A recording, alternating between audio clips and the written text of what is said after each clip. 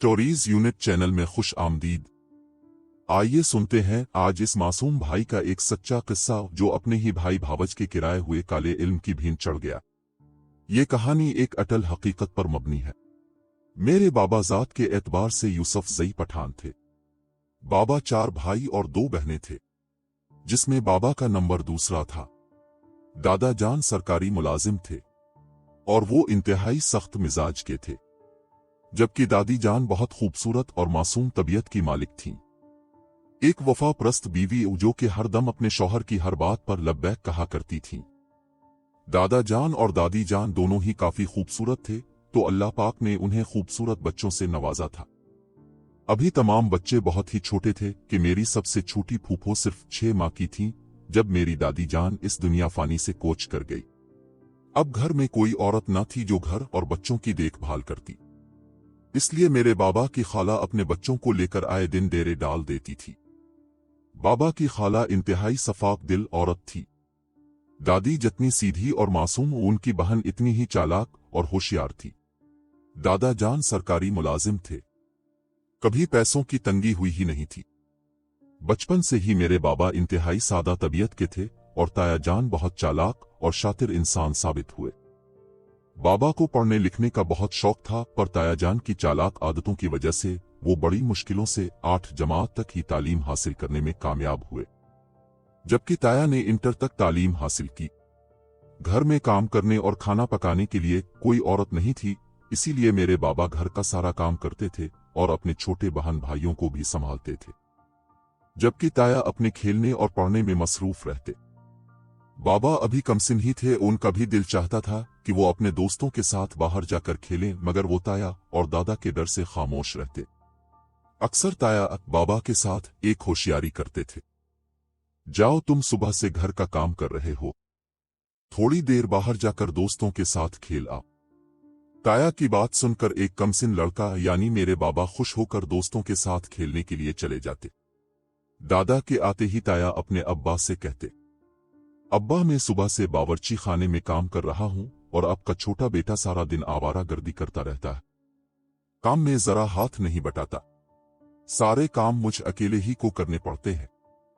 इतना सुनकर तो दादा आग बबूला हो जाया करते थे। फौरन ही कहते कि जाओ अपने भाई को बिला कर लाओ। ताया फौरन दादा के फरमाबरदार बनकर बाबा को बिलाकर जैसे ही लाते तो बाबा दादा की आवाज सुनकर ही कांप उठते और हम उनकी चीखों पुकार से सहम जाते, और दादा की मार से बचाने वाला भी बाबा को कोई ना होता, और ताया बाबा को पिटता देखकर खूब खुश होते। दादा के अल्फाज बाबा को इंतहाई तकलीफ देते। सारा दिन आवारा बना फिरता है, ये नहीं कि भाई का काम में हाथ बटाए, छोटे को संभाले। पानी के लिए लंबी कतार लगा करती थी, सब लोग पानी भरने के लिए लाइन लगाकर खड़े होते थे। ये सारे काम भी बाबा के हिस्से में ही आते थे। बाबा का मिजाज इंतहाई मोहतरम था। बाबा घर के कामों से बहुत अच्छी तरह वाकिफ हो चुके थे। ताया की नाइंसाफी पर अक्सर वो अपनी गली में रहने वाले एक बड़े साहिब के पास जाकर रू लिया करते थे। उनका नाम इफ्तिखार था। वो बाबा की मासूमियत और उनके साथ होने वाली नाइंसाफियों पर रू दिया करते थे, क्योंकि दादा की मार के निशानात बाबा के कमसुन कमजोर जिस्म पर पड़े होते थे। इफ्तिखार साहिब बाबा को अपने साथ लेकर जाने लगे और अपना काम सिखाना शुरू कर दिया। चंद सालों में बाबा प्लम्बरिंग और फिटिंग वगैरह के काम में माहिर हो गए। बाबा की खाला का घर में बहुत आना जाना था।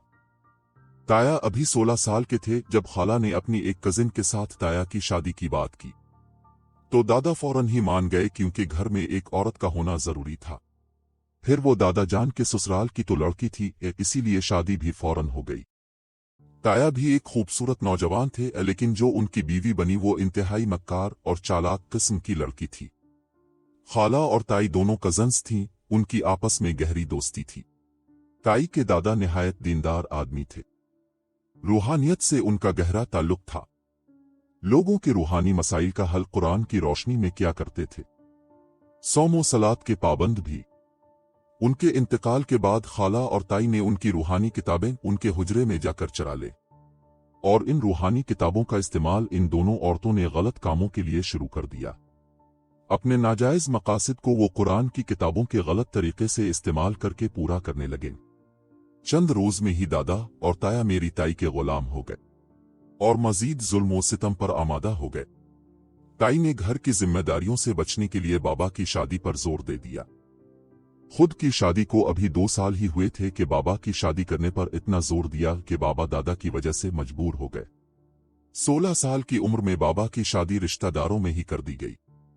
बाबा अभी शादी के लिए दिल से राजी नहीं थे। कमाई भी इतनी नहीं थी। 250 रुपए महीने की कमाई पर ना चाहते हुए भी शादी के बंधन में बंध गए।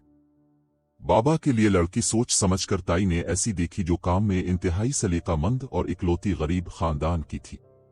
अम्मा से शादी के बाद बाबा बहुत खुश हो गए। अम्मा एक बहुत सलीकाशियार होने के साथ साथ बहुत खूबसूरत भी थी। बाबा और अम्मा की जोड़ी इंतहाई खूबसूरत थी। अम्मा ने अपनी सलीकाशियारी और नरम तबीयत की वजह से घर बार की जिम्मेदारी पूरी तरह से उठा ली थी, जबकि ताई को घर के काम काज आते ही न थे। इसी वजह से बाबा का रुझान अम्मा की तरफ बढ़ने लगा, तो ये बात ताई से बर्दाश्त नहीं हुई। ताई ने ताया के साथ मिलकर बाबा और अम्मा को दादा की नजरों में गलत तरीकों से बुरा बना दिया। अम्मा बाबा को गालियां देना दादा का रोज का मामूल बन गया। खानदान भर के लोग आते तो अम्मा की तारीफों के पिल बांधते ना थकते। ये बात रोज ताई और ताया के दिल पर गरां गुजरती। फिर तो ताई और ताया ने अपने गलत तरीकों को फिर से आजमाना शुरू कर दिया। रोज रात के तीसरे पहर ताई आती और पानी के मटके में कुछ डाल कर चली जाती। इसके बाल बिखरे होते। अम्मा रात को रोज ताई की यह हरकत देखती और बाबा को बताती। अब उनका रोज का काम था कि सुबह होने से पहले ही मटके का पानी तब्दील करना और सहन की दहलीज पर फेंके पानी से एहतियात से बचते हुए पूरे सहन को धोना। एक दिन अपने पोर्शन में बैठे ताया और ताई बातें कर रहे थे, जिसे अम्मा सुनकर फौरन बाबा को लेकर आ गईं। फिर बाबा और अम्मा ने खामोशी से इन दोनों की बातें सुनी। ताई ताया को कुरान पाक की सूरतें और आयतों को उल्टा के पढ़ने के बारे में बता रही थी कि ये आयत उल्टी पढ़ने से ये काम होता है। अक्सर सहन में रात के तीसरे पहर बाल खोलकर ताई पता नहीं क्या क्या पढ़ती रहती थी। बाबा और अम्मा आए दिन नई नई मुसीबतों के शिकार होते रहते। कुछ न कुछ दिखाई न देने वाली चीजें अक्सर तंग करती रहती। बच्चे भी बड़ी मुश्किल से पैदा होते। कभी छिपकलियां कमरे में आ जाती तो कभी सांप, और सांप भी ऐसे के जिनके दो दो मुंह होते। बहुत मुश्किलों से जिंदगी इम्तिहान लेते गुजर रही थी। दादा को एहसास होने लगा कि वो ताई और ताया की वजह से अम्मा और बाबा के साथ गलत कर रहे हैं और करते आए हैं। दादा कोढ़ जैसी मूजी बीमारी में मुब्तला हो गए और खिदमत वाहिद मेरे बाबा ने की। ताया तो हाथ तक ना लगाते थे, जबकि बाबा दादा को नहलाते, वॉशरूम ले जाते, उनकी हाजत का ख्याल रखते। तमाम काम बाबा ने बखूबी अंजाम दिए। दादा ने ताई ताया को अलग घर लेकर दे दिया और उन्हें खुद से अलग कर दिया। ये बात ताई को हजम नहीं हो रही थी। वक्त गुजरता जा रहा था, ताई के काम खत्म नहीं हो रहे थे। वो अपनी गलत हरकतों में मुसलसल लगी हुई थी। बस अल्लाह पाक ही बाबा और अम्मा का साथ अपने नेक बंदों को भेज कर देता रहा। बाबा और अम्मा के पीर साहिब दम दुरूद के जरिए उन्हें मुसलसल बचाने की कोशिश में लगे रहते। बच्चे भी बड़े हो रहे थे, पर ताया और ताई के नऊज बिल्ला खुदाई दावे खत्म होने का नाम नहीं ले रहे थे। वो लोग खुदा के कामों में मुसलसल मुदाखलत करके बाबा और अम्मा की फैमिली को मुसलसल नुकसान पहुंचा रहे थे। अक्सर शैतानी ताकतें अम्मा और बाबा को तंग करती, नुकसान पहुंचाती और बीमारी का बोलबाला रखती थी घर में। अचानक बाबा को दिल का दौरा पड़ा और इस वजह से बाबा बहुत बीमार रहने लगे। सरकारी मुलाजमत की वजह से इलाज में तो कोई मसला नहीं हुआ। आखिरकार ताई और ताया की तरफ से काले जादू का एक आखिरी वार ऐसा किया गया कि नौबत बाईपास करवाने की आ गई। सब बच्चे बाबा को मना करते रहे कि अब बाईपास न करवाएं, मगर वो तो शायद अपने आप में ही नहीं थे। घर में अक्सर ऐसे हालात हो जाते थे कि हम सब बहुत डरते। बहुत सारी हमें अजीब और गरीब मखलूक दिखाई देती। हमें ऐसी चीजों का एहसास होता जैसे कोई पास से चलकर गुजर रहा है। शैतानी ताकतें घर में ऐसी हरकतें करती कि हम सब डर के रह जाते। काफी रूहानी इलाज करवाया। तमाम आलिमों की एक ही बात होती कि इस घर में बहुत से गंदे अमलियात किए गए हैं। आप ये घर बेच सकेंगे और ना ही इस घर में से निकल सकेंगे। जिंदगी गुजर रही थी कि बाबा ने बाईपास करवाने के लिए सबकी मुखालफत करके अस्पताल में दाखिल हो गए। बाईपास के बाद बाबा को ऐसा लगना शुरू हो गया कि एक बहुत बड़ा सा कुत्ता है जो उनके सीने पर आकर बैठ जाता है।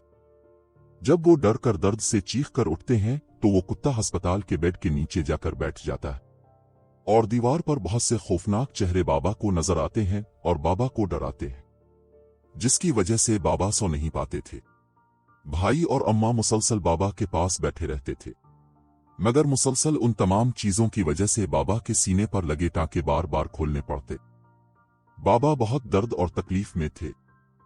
3 औरतें बुर्का पहने बाबा के सरहाने बैठकर जोर जोर से बातें करती, जिसकी वजह से बाबा सो नहीं पाते थे। ये तमाम चीजें बस बाबा को नजर आती थी। हम सब उनको देखने से कासिर रहते थे। बाबा के टांके खोल दिए गए, दोबारा उनका ऑपरेशन किया गया, फिर बाबा कोमे में चले गए। इसके बाद उन्हें कभी होश नहीं आया। दिसंबर 2005 को बाबा तमाम तकालीफ से आजाद होकर दुनिया से रुखसत हो गए और हम उनके बगैर बहुत अकेले रह गए।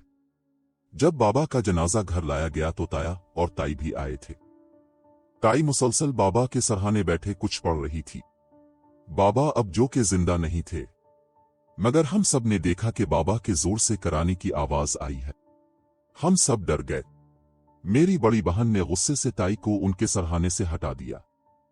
बाबा अस्पताल में थे और उन्हें दीवार पर खौफनाक शक्लें नजर आ रही थीं।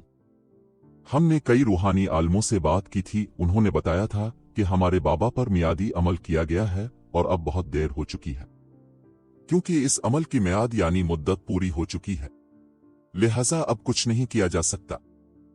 कितना मुश्किल अमल है कि कातिल भी सामने हो और मकतूल भी, मगर अब चाहकर भी कुछ नहीं कर सकते, क्योंकि ऐसे केस की ना तो रिपोर्ट करवाई जा सकती है और ना ही पुलिस की कार्रवाई। क्यों लोग खुदा बनने की कोशिश करते हैं? क्यों लोग खुदाई दावे करते हैं? क्यों अल्लाह के कामों में मुदाखलत करते हैं?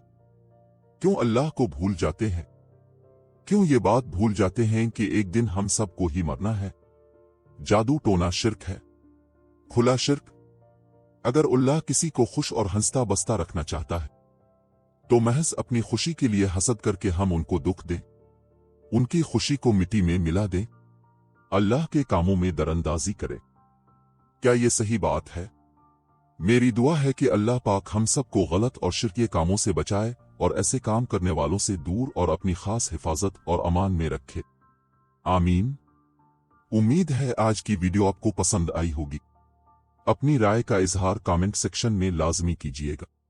अल्लाह हाफिज।